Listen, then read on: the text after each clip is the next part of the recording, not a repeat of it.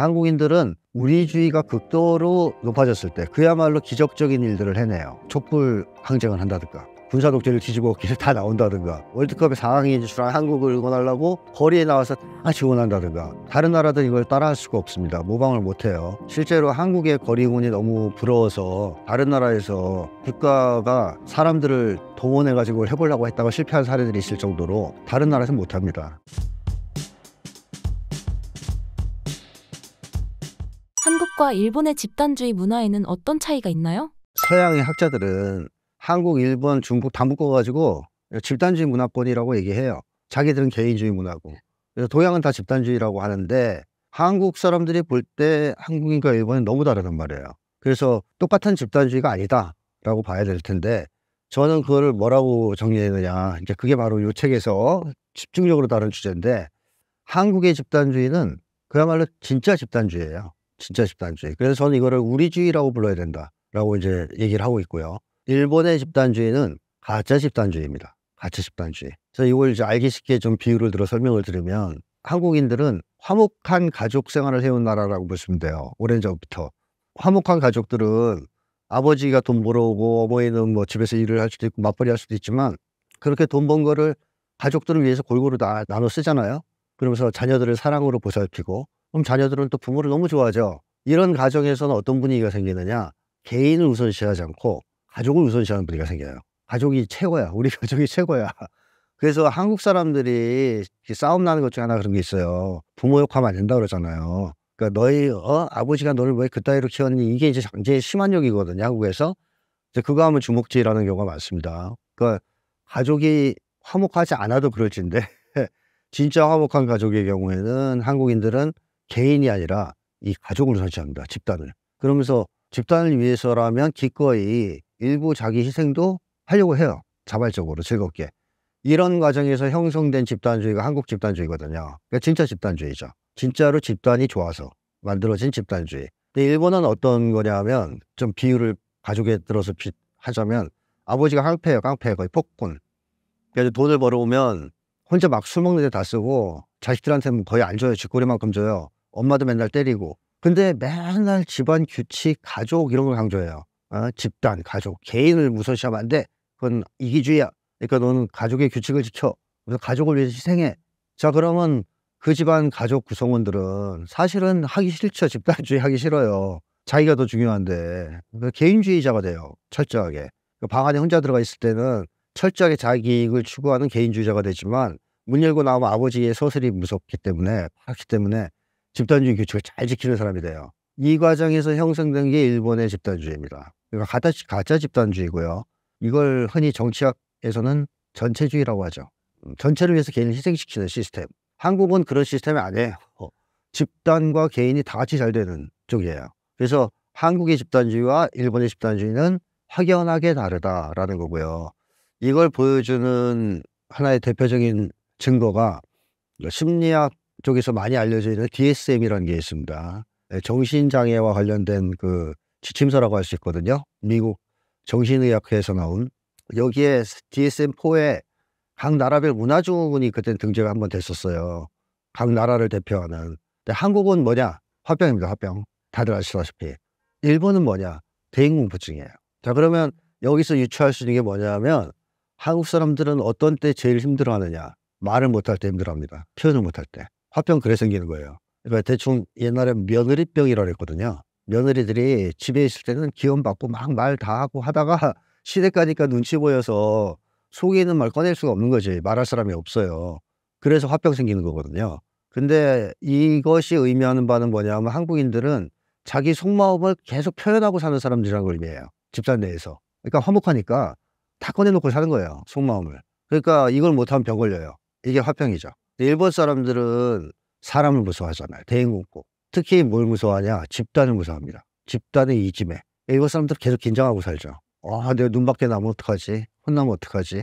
이것만 봐도 한국의 집단주의는 상당히 화목한 공동체를 배경으로 자발적으로 만들어진 진짜 집단주의지만 일본의 집단주의는 개인주의자들이 어쩔 수 없이 집단에 복종하는 가짜 집단주의, 전체주의라는 것을 알 수가 있습니다. 한국과 일본의 역사적 공동체 형성 과정에는 어떤 차이가 있나요? 한국과 일본의 이제 역사에서 가장 크게 차이가 나는 것은 한국은 통일 국가를 이뤘을 때가 아주 좀 길게 잡아서 신라를 포함시킨다면 통일 신라를 포함시킨다면 통일 신라 시대부터 지금까지 통일 국가예요. 게다가 한국은 중앙 집권제입니다. 그러니까 지방 토호들이 따로 통치한 방식이 아니고 중앙에서 왕이 통치하면서 관리를 내려보내는 시스템이에요. 그러니까 지방 분할 시스템이 아니라는 얘기입니다. 근데 일본은 그 뭐 신라를 빼도 고려 때부터는 그랬죠, 최소한. 그럼 그것만 해도 몇백 년이에요. 거의 고려, 조선 500년 하면 1000년 정도를 통일된 국가에서 중앙 집권하는 시스템 안에서 내전 없이 살아왔다는 겁니다. 그래서 우리나라 역사를 보면 내전이 없어요. 그 뭐 역사 배우시면서 경상도와 전라도의 전쟁, 뭐 함경도와 경기도의 전쟁 이런 거 들어본 적이 없지 않습니까? 그러니까 한국 사람들은 같은 동족끼리 싸우진 않았습니다. 그냥 사이좋게 지냈죠. 평민들은 최소한. 그러니까 그 반면에 외침은 되게 많았습니다. 엄청난 많은 외침이 있었어요. 외침이 있을 때마다 계급 계층을 막론하고 남녀노소 불문하고 운명 공동체라는 식이 생기잖아요. 똘똘 뭉쳐가지고 외적을 막아내는 일이 다반사였죠. 아주 비일비재했습니다. 그 과정에서 한국인들은 강력한 이런 어떤 집단주의 의식을 갖게 돼요. 우리주의라고 제가 부르는.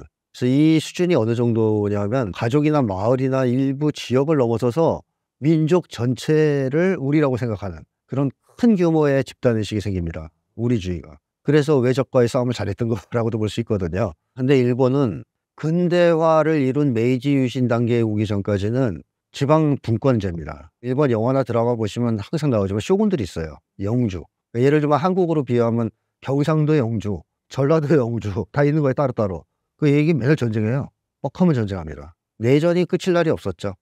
그래서 일본 문화 작품들이나 영화 이거 보다 보면 한국에선 절대 볼 수 없는 장면들이 농민들이 평화롭게 농사를 짓고 있는데 쳐들어와요. 군대가. 다 죽여요. 마을 사람들을 몰살시킵니다. 근데 그게 누구냐? 옆 영주 쪽 사람들이에요. 쉽게 하면 경상도 쪽 사람들이 전라도 쪽 다 죽이고 이런 식의 전쟁이 끊임없이 벌어졌던 거죠. 자, 그렇다면 일본 사람들은 과연 마을 단위 정도로는 공동체 의식이나 집단주의를 발전시킬 수 있었겠지만 국가 차원으로 그걸 확장할 수 있었을까요? 안 됐을 거라고 봅니다. 그래서 오히려 일본 사람들은 그 끊임없는 전쟁 속에서 개인주의가 더 강화됐을 가능성이 있어요. 내면에서는. 그 한국하고 일본하고 그런 역사적 배경의 차이가 있기 때문에 한국 사람들의 집단주의는 정말 강합니다. 그러니까 유럽은 당연히 안 되고 개인주의 문화니까. 집단주의 문화권으로 치는 동양에서도 아주 발군의 집단주의를 갖고 있어요. 그래서 이거를 한국 심리학자들은 그냥 집단주의로 부를 수 없다. 이건 따로 명칭을 정해야 된다. 그래서 나온 얘기가 우리주의입니다. 우리주의, 우리성. 그래서 요거를 통해서 제가 비유를 하나만 들면 한국 사람들은 우리라는 단어를 너무 좋아하잖아요. 너무 좋아하고 자주 사용해요. 아주 많이 사용합니다. 우리 집, 우리 학교, 우리나라, 뭐 우리 당, 뭐 심지어 상대 후보에 대해서도 우리 후보 이렇게 얘기할 정도예요. 이게 언어 습관이 붙어가지고. 근데 이 아시다시피 서양 사람들은 그렇게 안 부르잖아요. 마이 하우스, 마이 홈, 뭐 마이 컨트리 다 개인이 중심이죠. 일본 사람들도 똑같아요. 나를 중심으로 얘기하죠, 항상. 그러니까 한국 사람들이 쓰는 사용하는 언어를 보더라도 한국인들은 우리를 주어로 쓰거나 우리를 그렇게 자주 쓰는 것을 익숙해야 할 뿐만 아니라 좋아한다고까지 얘기할 수 있습니다. 아시아에서 이렇게 언어를 쓰는 나라는 우리밖에 없어요. 다른 나라 없습니다. 동남아도 그렇지 않고 중국도 그렇지 않고 일본도 그렇지 않아요. 그래서 외국에서 온 사람들, 중국인, 일본인들도 한국 사람들이 우리라는 말을 쓰는 거 보고 좀 놀란다 그래요. 너무 많이 써서. 특히 이제 우리 아내. 그거는 이제 외국인들 직번역하면 기함하죠. 우리 아내 그러고 뭐야 그 아내를 공유하는 거야? 근데 한국 사람들은 너무 익숙하게 그런 말들을 쓰거든요. 우리 남편, 우리 아내, 우리 아들.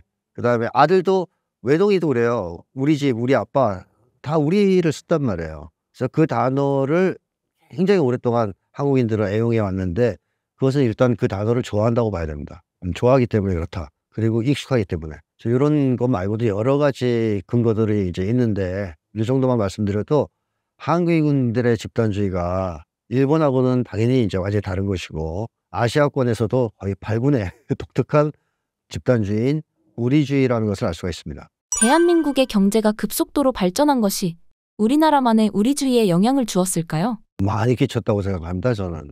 그러니까 사실 한국인들이 일본 식민지를 거치면서 자존심에 굉장한 상처를 입었어요. 아니 저 미개한 놈들이 저게. 우리를 지배해서 미개한 놈들이 막 주인 행세를 하고 이게 다 우리가 실력이 없어서 그런 거였어. 실력을 키워야 돼. 이 의식이 저는 한국인들을 상당 정도 지배했다고 봐요, 해방 이후에. 그래서 한국 사람들이 정말 열심히 일하는 측면이 있죠. 근데 설사 그런 정도의 고상한 애국주의나 공동체 의식이 아니더라도 한국인들은 정말 세계적으로 유례없이 강한 가족주의가 있어요. 이게 이제 우리주의의 축소판이자 원형이라고 말씀드리고 싶은데, 그 외국 선수들은 올림픽에서 금메달 땄을 때 소감 물어보잖아요. 그러면 다 개인적인 얘기예요. 근데 한국 사람들은 꼭 뭐라 그래요? "엄마 나 금메달 땄어."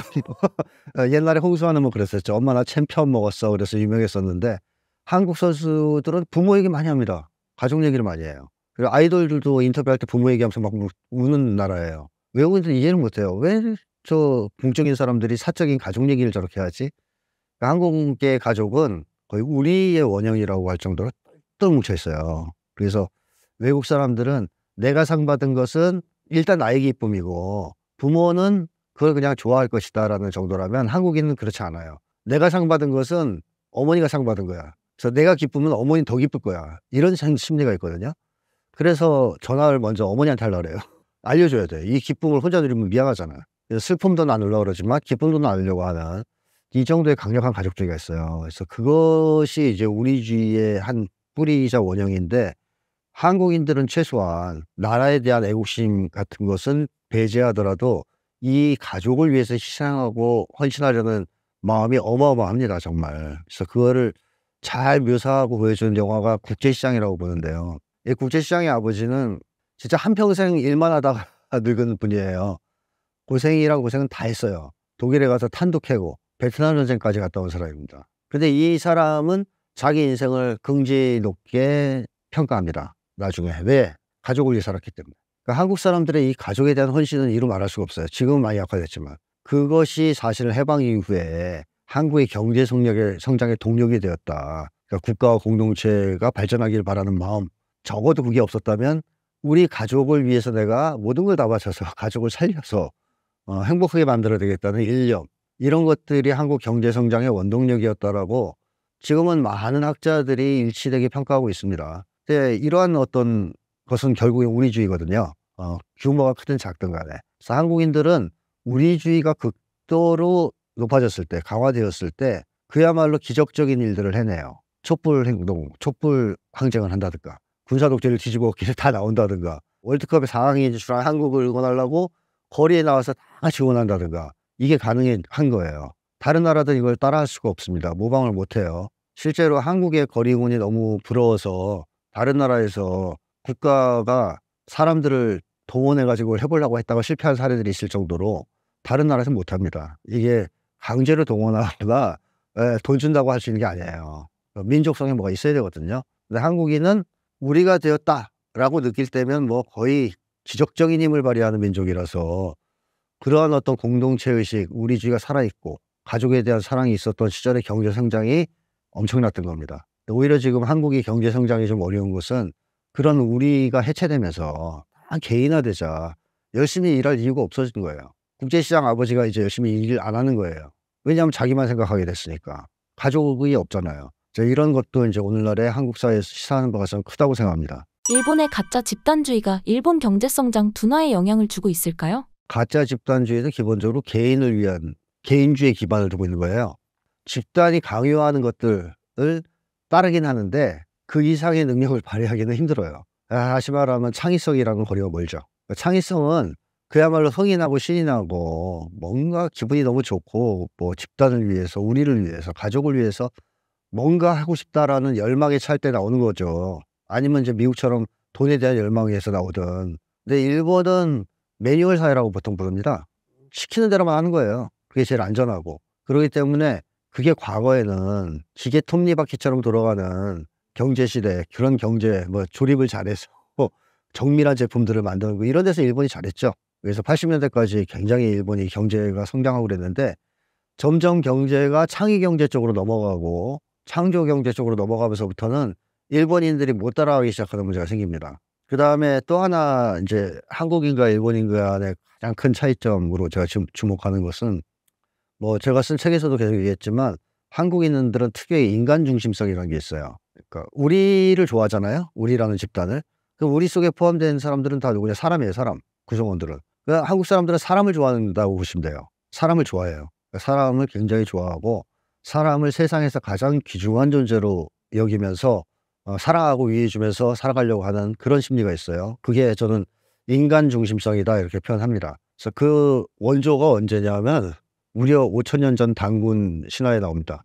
홍익인간. 널리 인간을 이롭게 하라. 그러니까 건국 신화 중에서 인간을 이롭게 하라는 신화는 없어요. 세계 동서고금을 다 털어봐도. 대체로는 신이 뭐 이제 뭐 심심해서 인간을 만들었다는 둥, 갈비뼈 떼서 뭐 만들었다는 둥 이런 건 있어도 건국 신화에서 인간을 위해서 신이 일하고 그걸 자기 소명으로 삼았고 그래서 인간들에게 서로 사랑하고 살라고 하는 인간을 널리 이롭게 하라. 이런 지침을 주는 신화는 우리밖에 없습니다. 한국밖에. 그래서 한국 사람들은 예전부터 사람을 제일 중요하게 생각하고 좋아했어요. 그래서 변신물도 보면 한국 변신물은 다 변신의 목적이 사람이에요. 늑대건이 오건 다 사람이 되려고 그러고요. 우렁각시도 사람이 되고 싶어 해요. 일본은 그렇지 않아요. 일본은 괴물이 되거나 뭐 늑대인간으로 변하거나 이런 게 많잖아요. 한국은 인간이 인간 외의 존재로 변하는 변신물이 별로 없어요. 인간이 아닌 존재가 인간을 부러워해서 인간으로 변신하는 스토리지 대부분이. 그러니까 이것만 봐도 한국 사람들은 인간이 제일 좋은 존재다. 여타의 존재 중에서. 그렇게 이해했다는 걸 보여주는 거고 그다음에 뭐 귀신 이야기도 뭐 한국은 귀신이 사람이거든요. 한국 귀신은. 그러니까 한국 귀신은 무차별적으로 사람을 죽이는 경우가 없습니다. 그 대체로는 원한이 있죠. 억울하게 죽었어. 그래서 누굴 죽이려고 나타나는 게 아니고 하소연하려고 아까 이 화병처럼 하소연하려고 나타나요. 근데 보는 사람이 무서워 죽는 거죠. 그래서 안 죽고 너 무슨 얘기하고 싶어 그러면 다 얘기해요. 그거 들어주면 그냥 곱게 사라져요. 일본 귀신은 달라요. 일본 귀신은 영역을 정해놓고 자기 뭐 예를 들면 집이라든가 거기에 들어온 사람 다 죽여요. 원혼 비슷하게. 그러니까 한국 귀신은 하나도 안 무섭거든요. 사실 원혼만 풀어주면 된단 말이에요. 그러니까 한국은 귀신도 인간을 비춰서 만들었단 말이에요. 그러니까 인간이 저 세계에 가서 아직 뭐랄까요. 우리 식으로 하면 저승으로 가지 못한 사람 정도로 보는 거고 일본은 인간의 악한 마음을 투사해서 귀신을 보기 때문에 귀신이 굉장히 악령들이 많죠. 서양도 마찬가지예요. 드라큘라니 뭐니 이런 애들이 원한 풀려온 애들이 아니고 희에 굶주려서 아무나 죽이는 괴물들이거든요. 그러니까 한국 귀신들은 괴물들하고는 거리가 좀 있다는 거죠. 자, 뭐 좀 정확하게 말씀드렸는데 이게 이제 인간 중심성이란 말이에요. 요거에 어떤 영향을 주느냐. 한국인들은 인간 위에 군림하는 존재, 교리 인정 안 합니다. 인간이 제일 중요하다고 보니까, 제일 귀중하다고 보니까 신을 믿더라도 인간을 위해서 신이 존재한다고 생각하지 신을 위해서 인간이 존재해야 된다고 생각하지 않아요. 그러니까 종교에 과몰입하지 않아요. 그리고 규칙이나 규범도 인간을 위해 존재하는 거라고 보기 때문에 이거 인간에게 해가 되네 이제. 그럼 언제든지 깰 수 있다고 생각합니다. 그래서 그걸 가지고 이제 한국인들의 실용주의자들이라고 얘기하거든요. 학자들이. 그러니까 미국 서양 철학에서의 실용주의하고 다 다른 거예요. 인간 중심적 실용주의예요. 그러니까 한국의 사람들은 인간에게 도움되는 건 다 받아들여요. 도움 안 돼? 다 버려. 되게 과감합니다 그게. 자, 이게 어떤 걸로 나타나느냐. 경제 성장에서 새로운 아이디어, 새로운 어떤 뭐 규칙, 한국 사람들 인간에게 도움된다 싶으면 그거 다 받아들여요. 굉장히 개방적이고 혁신적이에요 그런 데서. 그러니까 세계 첨단 어떤 기술이나 산업 같은 거 한국을 시험장으로 삼는 경우가 많거든요. 한국 사람들 새 거 되게 좋아. 그거 경험해보고 사람한테 도움돼 나한테 도움돼 하면 거부감 없이 받아들이죠. 근데 또 낡은 규칙, 질서, 규범 이게 우리에게 해가 된다 인간에게 그럼 바로 버립니다. 그러니까 굉장히 실용적이고 개방적인 성향이 있는데 일본 사람들은 반대라고 보시면 돼요. 일본 사람들은 사람보다 규칙이 중요해요. 집단이 정해놓은 규칙. 이건 절대로 깰 수 없어요. 그래서 규칙에다 사람을 좀 끼워 맞추는 경향이 있습니다. 그래서 일본은 매뉴얼 사회라고 부르지 않습니까? 매뉴얼이 없으면 쩔쩔매는 당황스러워하는 융통성이 없이 보는 융통성 같은 건 별로 없어요. 그 사람들이. 그다음에 규칙도 한 번 정하면 못 깨요. 그러니까 사람들이 아무리 어려운 처지에 놓여도 못 깹니다. 그래서 칼같이 규칙대로 하는 데서 유리한데 이 규칙이 경제 성장이나 혁신을 좀 저해할 때에도 버려야 되는데 일본 사람들은 안 버립니다. 이런 것도 경제 성장에는 상당한 영향을 줬죠. 그래서 경제가 점점점 규칙이나 규범, 매뉴얼이 중요한 시대로부터 창의성이 중요한 시대로, 신기술이 중요한 시대로, 속도가 중요한 시대로 할수록 한국이 유리한 겁니다.